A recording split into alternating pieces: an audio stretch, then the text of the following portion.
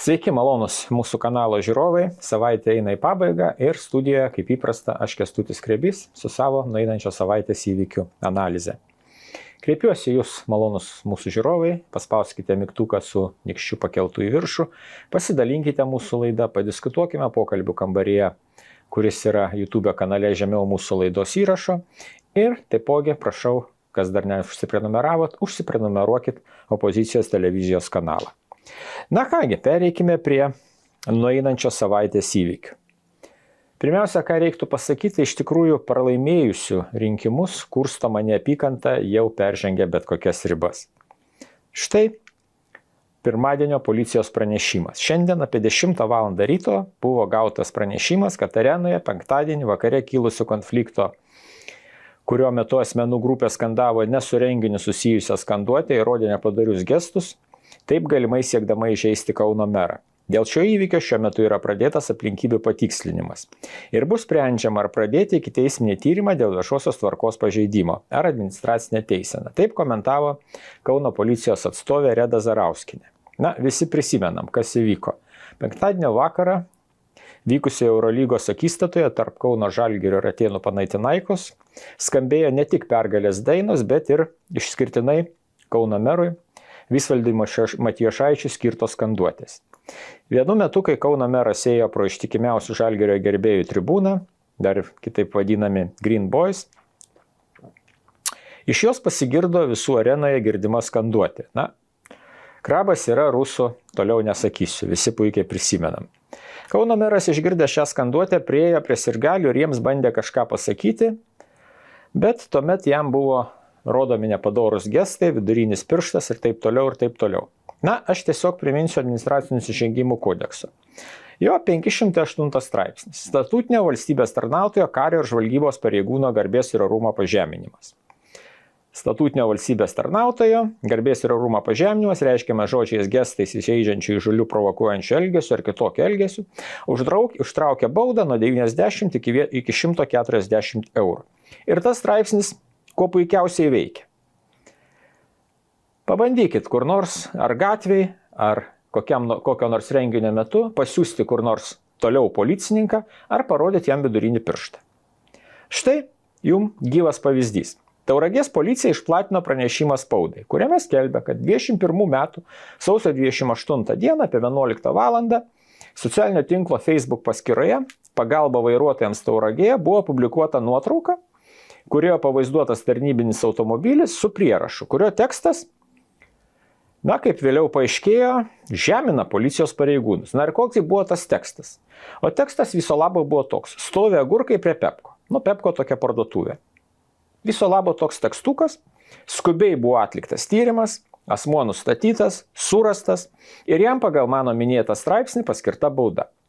Bet tada logiškas klausimas, o kodėl neveikia 507 administracinių nusižengimų kodekso straipsnis, kuris eina prieš 508, kuris skamba štai taip: valstybės politiko, valstybės pareigūno, valstybės tarnautojo ir viešo administravimo funkcijas atliekančio asmens garbės ir orumo pažeminimas. Analogiška formuluotė, kad tokio asmens pažeminimas reiškiamas raštu, žodžiu, gestais ar įžeidžiančių, įžulių, provokuojančių ir kitokio elgesių, užtraukia baudą nuo 50 iki 300 eurų. Na, sankcija netgi didesnė lyginant su pareigūno įžeidimu. Ir kaip tik, ar ne todėl, kad nueinančios valdžiukės veikėjai, na, visais būdais skatina tokius veiksmus.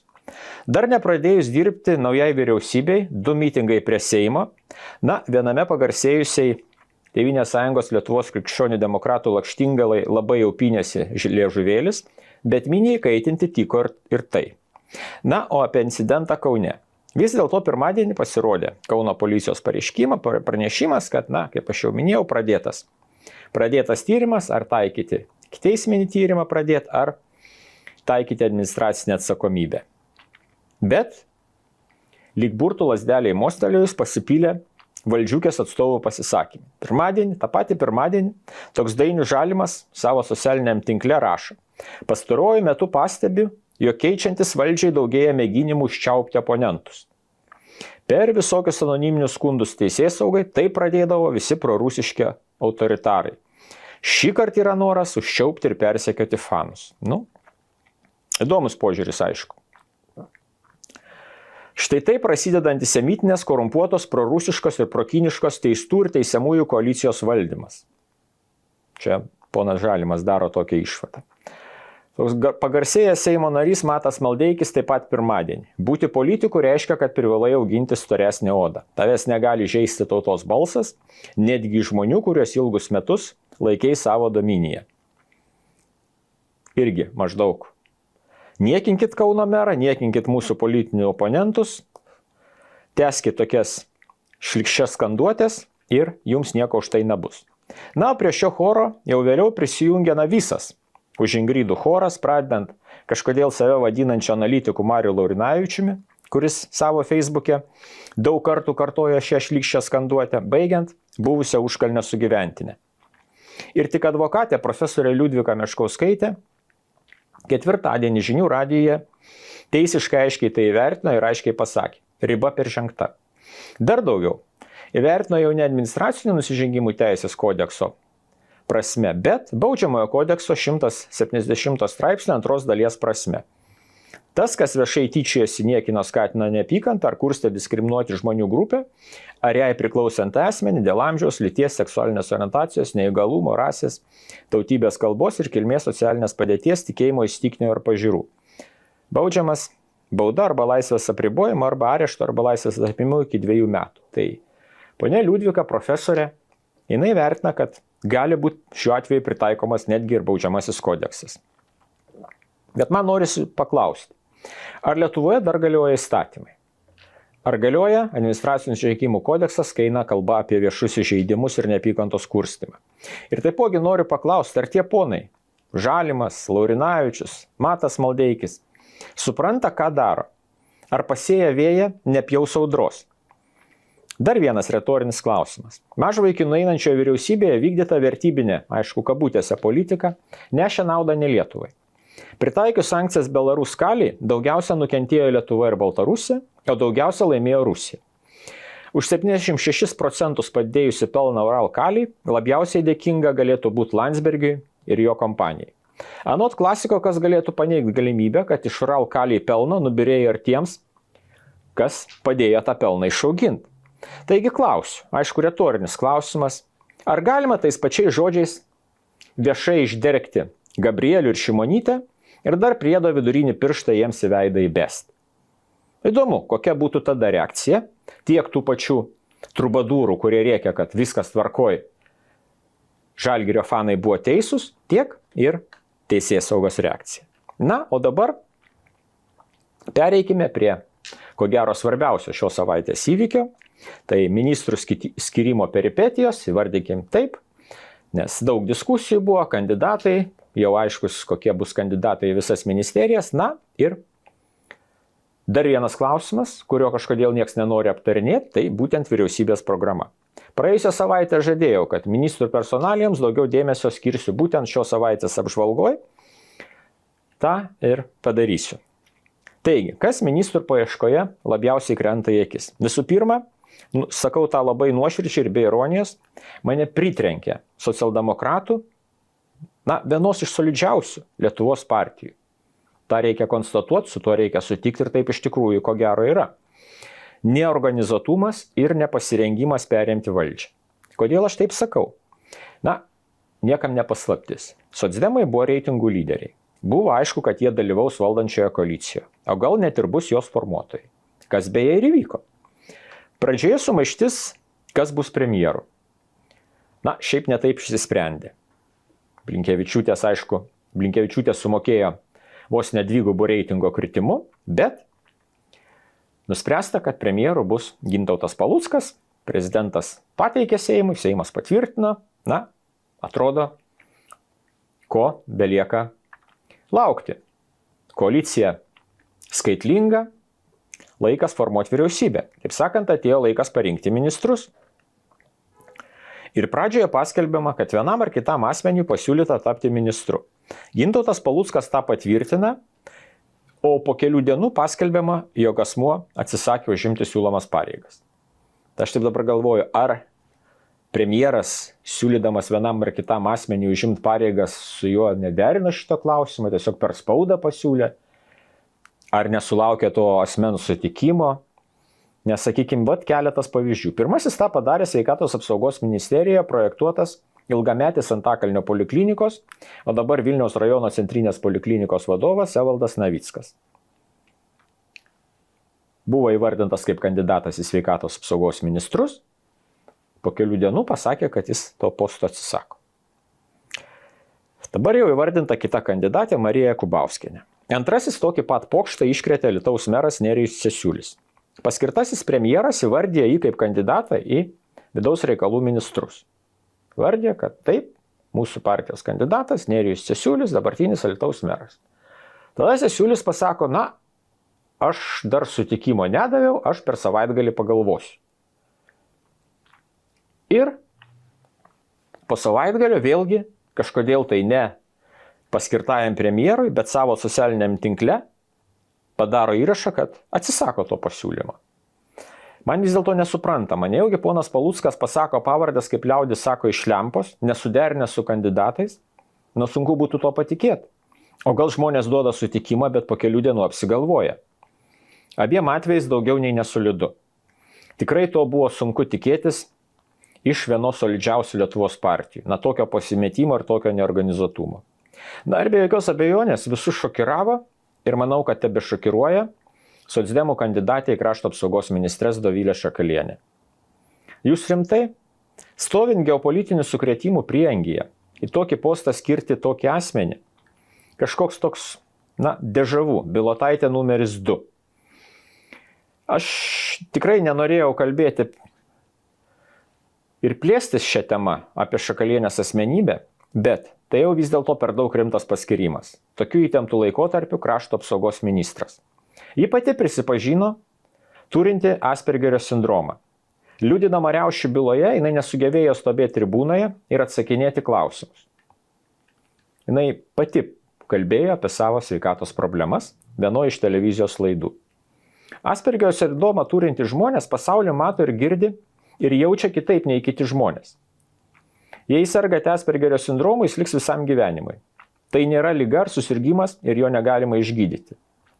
Tai tiesiog tam tikras asmens tapatybės aspektas. Taigi, kaip pasaulį mato Aspergerio sindromą turinti žmonės? Kai kurie Aspergerio sindromu sergantys žmonės sako, kad pasaulis jiems atrodo pribloškiantis ir tai gali kelti didelį nerimą. Ypač sunku suprasti kitus žmonės, užmegzti su jais santykius, dalyvauti kasdienėme šeimos, darbo, socialinėme gyvenime. Kaip Jūs manote apie tokią krašto apsaugos ministrę? Kitas dalykas, kad Aspergerio sindromą turintys žmonės, jie turi problemų užmegzdami ir palaikydami socialinius ryšius. Taipogi, jie turi problemų su empatija. Kitaip sakant, nejaučia empatijos kitiems žmonėms. Savybės būsimam krašto apsaugos ministrui. Ir vis dėlto norėčiau pasakyti, kad rizikuoti tokiais paskirimais šiuo įtemptu laiku, mano galva, tiek socdemai, tiek ir Respublikos prezidentas, jeigu jis atvirtins, o ko gero atvirtins, iš tikrųjų daro labai įdomų sprendimą, švelniai tariant įdomų. Dar vienas labai įdomus paskirimas. Tai, kad užsienio reikalų ministru pretenduoja tapti prezidento patarėjas, profesionalus žvalgybininkas, praktiškai visą gyvenimą dirbęs Valstybės saugumo departamente Kęstutis Budrys. Nedaug žinoma jo biografijos faktų, turbūt dėl to, kad iš tikrųjų yra žvalgybininkas, praktiškai visą gyvenimą dirbęs VSD. Jaunas vyras gimęs 1980 metais ir, ką sako oficialūs šaltiniai, 2002 metais, būdamas viso labo 22 metų, Kęstutis Budrys pradėjo dirbti Valstybės saugumo departamente inspektoriui. Kaip sakant, pradėjo nuo žemiausio karjeros laiptelio. Jau dirbdamas VSD 2004 metais baigė Vilniaus universiteto tarptautinių santykių ir politikos mokslų institutą, įgijo politikos magistro laipsnį. Karjera iš tikrųjų įspūdinga. 2009 metais, 2015 Budrys ėjo Lietuvos Respublikos prezidentas Dalios Grybauskaitės patarėjo žvalgybos ir gynybos politikos klausimais. Po to vėl grįžo į Valstybės saugumo departamentą jau generalinio direktoriaus pavaduotojo ir nuo 22 metų paskirtas prezidento vyriausiai patarėjai nacionalinio saugumo klausimais. Iš tikrųjų įspūdinga biografija. Žmogus pradėjęs nuo žemiausio karjeros laiptelio, nuosekliai kilo karjeros laiptais, pasiekė tam tikrų profesinių aukštumų, su kuo jį reikia be jokios abejonės tik sveikinti. Apie jo kompetenciją irgi kol kas, kiek man teko domėtis, atsiliepiama tik labai gerai. Jo labiau, kad Kęstučio Budrio iš tikrųjų laukia nelengvas uždavinys, nes buvęs užsienio reikalų ministras Gabrielius Landsbergis paliko daug minų užsienio reikalų ministerijoje. Tikėkime, kad naujajai ministrui pavyks jas išrankioti. O kai kas juokauja, kad prezidentūra tokiu būdu tampa ketvirtojo koalicijos partneriu. Įdomus požiūris, matysim, kaip klostysis darbas, bet bent jau galima daryti išvadą, kad užsienio politika neturės tokių kvailų konfliktų, kokių turėjo, kada užsienio reikalų ministru buvo Gabrielius Landsbergis ir buvo pastovi trintis su Lietuvos Respublikos prezidentu Gitanu Nausėda. Tai bent jau šituo atveju, ko gero, turėsim ramų dalykinį darbą. Kiti kandidatai į ministrų. Štai demokratams atiteko 2 ministerijos ir abu kandidatai, kaip sakoma, nebegrieko. Lietuvos Respublikos ekonomikos ir inovacijų ministru būti pretenduoja Lukas Savickas.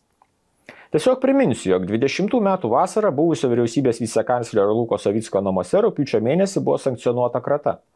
Tyrime dėl greitųjų koronaviruso testų pirkimo. Tačiau vėliau generalinio prokuroro paskirti kiti prokurorai jau nusprendė jos neatlikti. Finansinių nusikaltimų tyrimo tarnyba tyrė šitą reikalą. Lukas Savickas buvo iškviestas į ją, davė parodymus ne kaip bet kas, o kaip specialusis liudytojas. O specialusis liudytojas yra specialus terminas ir Baudžiamojo proceso kodeksas apie specialų liudytoją sako taip, kad asmuo, kuris prokuroro nutarimu yra apklausiamas apie savo galimai padarytą nusikalstamą veiką ir turi teisę apklausos metu turėti įgaliotą atstovą, reikalauti būti pripažintas įtariamuoju. Kitaip sakant, specialusis liudytojas yra apklausiamas apie galimą savo nusikalstamą veiką. Tai Lukas Savickas buvo apklausinėjamas apie galimą savo nusikalstamą veiką. Įtarimų vėliau pareikšta nebuvo, daug visokių kalbų sklydo kodėl. Pats faktas yra įdomus būsimo ministro biografijai. Kitas demokratas, Lietuvos Respublikos energetikos ministras, būsimas greičiausiai Žygimantas Vaičiūnas. Aš tiesiog priminsiu, kad Žygimantui Vaičiūnui vadovaujant energetikos ministerijai, tą jis jau darė, buvo dalinai privatizuotas Ignitis ir užvirė visą šitą peklą su elektros kainom, rinkos liberalizavimu ir panašiai. Ir čia jau man labai norėtųsi paklausti ir įdomu, išties įdomu, kaip dera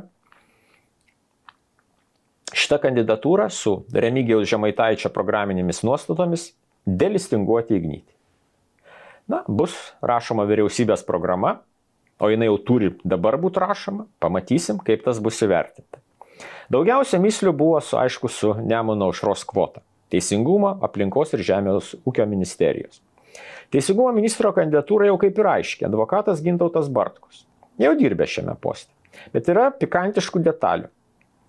Ponas Žemaitaitis rinkiminės kampanijos metu nekartą kritikavo globalistus ir panašiai. O ką jo kandidatas? O jo kandidatas, advokatas Gintautas Bartkus, nuo 1995 iki 2005 metų vadovavo viešai įstaigai Atviros Lietuvos fondas, buvo valdybos pirmininkas, o tą viešą įstaigą įkūrė ne kas kitas, o žymus finansininkas Džordžas Sorošas. Čia yra įdomus dalykas. Beje, kada buvo pandeminiai suvaržymai, ponas advokatas Gintautas Bartkus, jis negynė žmonių, negynė jų varžomų žmogaus teisių, priešingai buvo aršus griežtų ribojimų šalininkas. Beje, už tai, kad buvo aršus griežtų ribojimų šalininkas, Remigijus Žemaitaitis jau atsiprašė.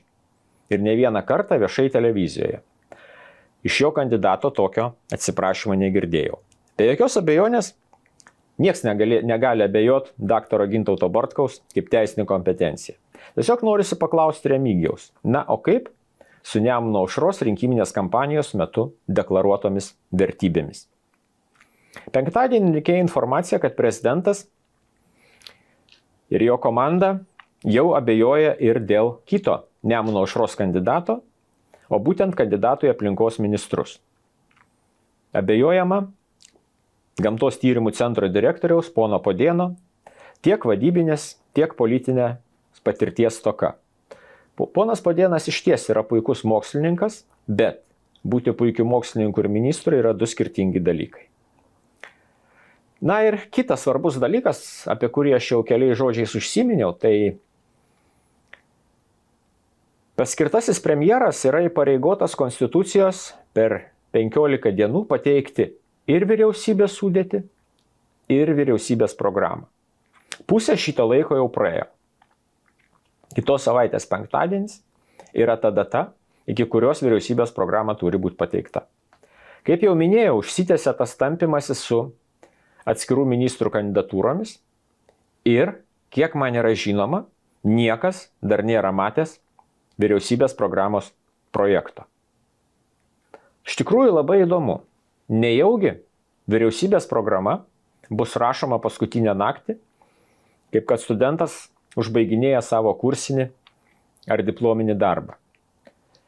Kada vyksta diskusija dėl ministrų, tai iš tikrųjų, jeigu nėra aiškių kandidatūrų, nelabai aišku, kas tą programą turėtų rašyti.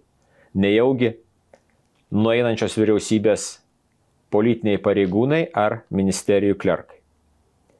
Tai matysim, kada atsiras ta vyriausybės programa, kokia jį atsiras, ar jinai bus viso labo tik tai kažkoks tai formalus dokumentas, lozungų rinkinys, neatsakantis į klausimus, kuriuos iš tikrųjų reikės artimiausių metų spręsti. Mokesčiai, kiti dalykai ir panašiai. Tai vyriausybės formavimas jisai įsibėgėja, pusė jam skirto laiko praėjo, kandidatūros aiškios, dėl programos visiškai neaišku, kokia jinai bus, netgi nelabai aišku, kas ją šiuo metu rašo. Na kągi, ir kiti dalykai šią savaitę buvo Lietuvoje tokių, kad, ir pyktį keliančių, ir nusistebėjimą. Štai ką pasakė vienoje iš televizijos laidų, čia jau praeitoj savaitėj, ponas Eugenijus Gentvilas, komentuodamas padidintas Seimo narių algas. Šios algos buvo neadekvačios, čia apie buvusias algas. Dabar atlyginimai bus kitokie, valkatoms, čia tiksli citata, valkatoms galbūt atrodo, kad tai labai daug. Taip, LNK citavo poną Eugenijų Gentvilą. Tiesiog priminsiu, kokie yra Seimo narių atlyginimai. Šiuo metu eilinio Seimo nario atlyginimas buvo 3600 eurų. Po pakelimo, tai yra naujos kadencijos, bus 6248 eurai. Na ir atitinkamai ten komitetų pirmininkai, ten dar vienų ar kitų turinčių kitas pareigas, jie bus dar didesni. Taip sakant, ponas Eugenijus Gentvilas, tiesiog konstatuoja tokį faktą, kad 6000 atlyginimas valkatoms atrodo didelis. Tai jeigu mes paklausime Lietuvos žmonių, tai manau, kad dideliai daliai tas atlyginimas iš tikrųjų pasirodys didelis. Tai va, didelę dalį Lietuvos žmonių ponas Eugenijus Gentvilas tiesiog pavadino valkatomis. Na ir ko gero, taip jau atrodo, kad su valkatomis ir elgtis reikia atitinkamai. Tai štai Vilniaus miesto savivaldybė, vadovaujama Tėvynės sąjungos Lietuvos krikščionių demokratų mero pono Benkunsko, ko gero nusprendė atkeršyti Vilniečiams, nebalsavusiems už jo ir Laisvės partiją rinkimuose. O gal tiesiog nusprendė apsaugoti sostinės elitą nuo valkatų. Kodėl aš taip sakau? Tiesiog ta proga, kad prieš didžiasias metų šventės vairuotojai sostinėje sulaukė dovanų. Vilniaus miesto valdžia nusprendė pabranginti rinkliavą už transporto priemonių stovėjimą. Taip pat išplėsti kai kurias rinkliavos zonas, galimybę apmokestinti daugiabučių kiemus, įvedant naują baltąją zoną. Štai sakykim, kaip auga įkainiai. Mėlynojoje zonoje vietoj 2,5 eurų už valandą Pirma valanda kainuos 3,5 euro, antroji ir visos likusios 4 eurus. Raudonoje zonoje stovėjimo kaina didėja nuo 1,5 iki 2,5 eurų, geltonoje nuo 0,6 iki 1 euro, žalioje zonoje nuo 0,3 iki 0,5 euro. Ir kodėl tas padaryta, kokie yra argumentai? Kaip teigia Judu, čia tokia savivaldybės įmonė, Judumo transformacijos vadovas. Orvelas turbūt garabe ploja katučių. Naujakalbiai įsigali pilnai. Judumo transformacijos vadovas toks Jonas Damidavičius. Pokyčiai dėl rinkliavos už automobilių stovėjimą mieste brendo jau kurį laiką. Brendo, nebrendo. Jo argumentas yra toks, kad, ką jisai teigia, didelėje dalyje šiuo metu apmokestintų stovėjimo vietų Vilniuje užimtumas siekia 85% ir daugiau. Todėl vairuotojams tenka sukti ratus aplink norimas, bet nuolat užimtas stovėjimo vietas. Kągi galima pasakyti apie šį teiginį? Galima pasakyti tiek, kad ponas Damidavičius yra puikus daktaro Jozefo Giobelso mokinys. Giobelsas buvo pasakęs, pusė tiesos yra didžiausias melas. Ta metodą naudoja ir ponas Damidavičius. Štai jūs dabar matote savo ekrane skaidrę apie parkavimo vietų užimtumą. Dėkoju šitą skaidrę Vilniaus miesto tarybos nariui Aleksandrui Nemunaičiui, kuris ją paskelbė savo socialinėme tinkle. Ir štai ką rodo šitą lentelę. Viršutinė eilutė, mėlynoji zona. Vidutinis užimtumas, taip, vidutinis užimtumas 80%. Lyg ir nemelavo ponas Damidavičius. Bet kaip sakoma, velnias slypi detalėse. Stovintis automobiliai su gyventojų leidimais. 48%. Pusė visų automobilių mėlynoje zonoje stovinčių yra toje zonoje gyvenančių gyventojų, kurie išsiperka metinį leidimą už simbolinę kainą. Stovintis automobiliai su mėnesio leidimais 0%. Ir tik 41% atvyko trumpam laikui. 11% sudaro elektromobiliai, kurie nemoka nieko. Raudonoji zonai situacija labai panaši. Užimtumas 76%, bet čia dar gražiau, su gyventojų leidimais 62%. Taip sakant, 2/3, jeigu dar pridėsime elektromobilius, 2/3 yra ne trumpam atvykę piliečiai ir mokantis tą didžiulę kainą. Tai iš principo Vilniaus miesto valdžia baudžia tą nedidelį procentą žmonių, kurie ir dabar moka didžiulius pinigus tam, kad atvykti į miesto centrą, senamiestį ar jo prieigas. Ir tai, kad tai neišspręs parkavimo vietų problemų, kad nesumažins užimtumo, įrodo štai šitą lentelę. Gyventojai už simbolinę kainą jie turės leidimą, elektromobilių savininkai nemokės, o tai yra, kaip matome, netgi iki 2/3 užimamų parkavimo vietų. Tai tokia situacija ir kokią galima daryti išvadą, kad ko gero iš tikrųjų niekingi žemų pajamų valkatos, kurie drįsta atvykti į miesto centrą ir senamiestį, jie yra tiesiog eliminuojami, nes turbūt gadina vaizdą arba jų veidai nepatinka sostinės elitui. Beje, reikia pažymėti, kad šitas sprendimas buvo priimtas išimtinai Tėvynės sąjungos Lietuvos krikščionių demokratų ir Laisvės partijos balsais Vilniaus miesto taryboje. Tik tai šitų dviejų partijų nariai balsavo už tokį sprendimą. Tai tiek būtų naujienų apie Lietuvą ir kitoje laidos dalyje norėčiau pašnekėti apie tai, kas vyksta Ukrainoje. Nes įtampa iš tikrųjų auga. Iš vienos pusės, iš kitos pusės Trumpo administracija daro skambius pareiškimus apie tai, kad galbūt vieni ar kiti sprendimai bus priimami, kad tą įtampą sumažinti, bet apie viską iš eilės. Pirmadienį Donaldo Trumpo naujasis patarėjas nacionalinio saugumo klausimais Maikas Volsas, Sullivano įpėdinis, sakė, kad naujoji JAV administracija sausio mėnesį pradės aktyviai spręsti Rusijos karo su Ukraina problemą. Turime aptarti, kas sės prie stalo, kaip pasodinti abi puses ir kokie yra susitarimo parametrai. Būtent tai ir bus administracijos darbas, kuris prasidės sausio mėnesį, sakė jis. Pasak jo, Europos šalis turėtų būti pagrindinė derybų proceso dalis. Ir tarsi suprasdamas, iš kur pučia vėjas, Europos šalis jau aktyviai diskutuoja, kaip galėtų suteikti didesnę paramą Ukrainai. Internete toliau plinta informacija, kad neseniai vyksime Prancūzijos prezidento Macrono ir Britų premjero Starmerio susitikime buvo rimtai svarstoma galimybė siųsti Prancūzijos ir Didžiosios Britanijos karius į Ukrainą, kad jie tiesiogiai dalyvautų kovose. Kaip alternatyva buvo svarstomas privačių karinių kompanijų panaudojimas šiam tikslui. Daug kas skeptiškai vertina tokį sprendimą, bet pirma kas, jeigu vis dėlto, o antra jau vien informacija apie tokią diskusiją turėtų priversti Putiną gerai pagalvoti apie savo bauginimo veiksmus. Galbūt šiose šou laidose iš bunkerio jis labiau gąsdina save, labiau nei žmonės, kuriems tos laidos yra skirtos.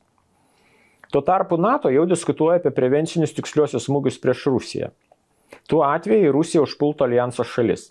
Pirmadienį tai pareiškė NATO karinio komiteto vadovas admirolas Baueris, vienas iš aukščiausių pareigūnų alijanse.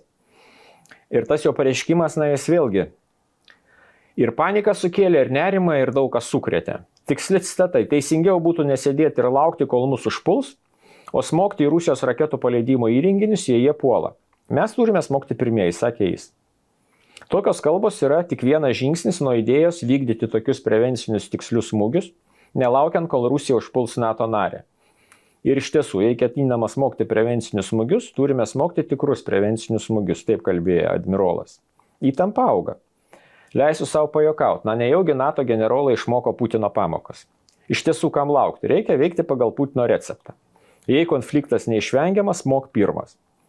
Paskui galėsim bambėti. Buvome priversti, buvome priimti prie sienos, neturėjome kito pasirinkimo, 100 kartų perspėjame, Putinas mūsų neklausė ir visa tai bus tiesa. Tik tai kas iš to. Bet gal viskas ir ne taip blogai. Trumpas ir jo būsima administracija panašu rimtai imsis šio reikalo. Pradžiai labai įdomus sociologinis tyrimas buvo atliktas Jungtinėse valstijose. Lapkričio 19-22 dieną viena iš autoritetingiausių tarptautinių bendrovių gyventojų nuomonės tyrimo srityje YouGov atliko viešosios nuomonės apklausą, kuri parodė, kad 51% amerikiečių nepritarė tolesniai kariniai pagalbai Ukrainai. Demokratijose politikai įsiklauso į rinkėjų nuomonę.